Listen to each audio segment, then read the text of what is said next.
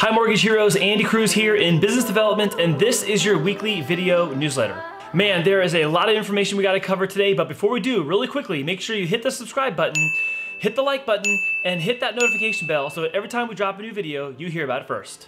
Okay, we're gonna jump right on in, and the big topic of today and this week is Jerome Powell's meeting minutes and his conversation about tapering. We've been talking for weeks about tapering and that the Fed, as they remove themselves from the market, it's going to cause rates to increase. Now, today's comments suggest that they may begin tapering as early as mid-November. Some people are saying it may not be until December 1st, but what we do know to be true is that they want their tapering to be concluded by the middle of 2022. Now, what we know historically means is that once they start tapering and they remove their participation, meaning they stop injecting money into the markets, that the rates will start to go up because the open marketplace takes on the risk all by itself.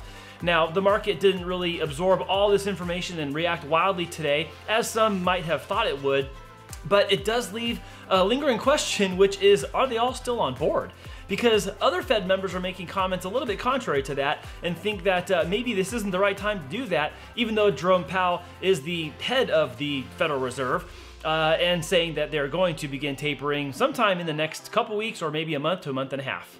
The next thing we have to talk about is inflation. The CPI number, the year-over-year inflation number, came out today at 5.4%. That is definitely running very red hot. Contrary to the Fed's target rate of it being only 2%, 5.4 is way higher, and this is part of the reason why they're looking at what they have to do next. One of the arguments is that as they increase the Fed funds rate, that will hopefully cool down prices as a function of the cost to borrowing money between banks is increasing as well. Now, that may be well and fine, and that may allow the inflation to come across as transitory, but we're only going to know that in the rearview mirror. Up to this point, the word transitory has actually even been ditched from their comments, and that they're saying that it is unfortunate and unlikely that the inflation seems to be more sticky than they were hoping for. So 5.4% is the year-over-year inflation number as of today's report, and it looks like it's going to continue at that clip for the foreseeable future, and that will not change, likely not change, until the Fed actually ticks up their Fed funds rate at some point down the line in the future.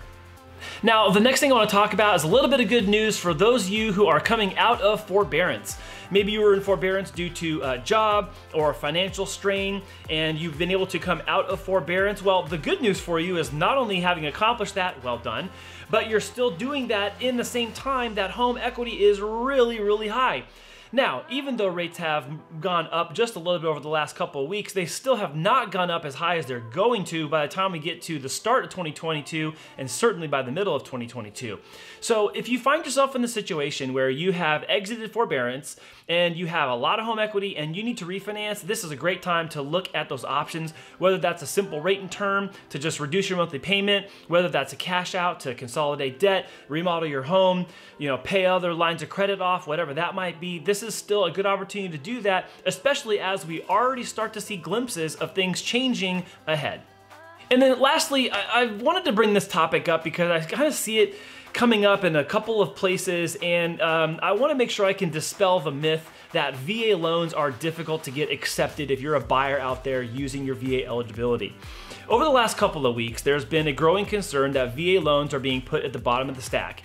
And this commentary is being echoed across real estate and the lending industry very specifically. It's not in headline news, but some of the reasons I'm hearing are just not really reasons that are found here in San Diego. Here in San Diego and Southern California for that matter, we are a very military-centric town and a very military-centric region.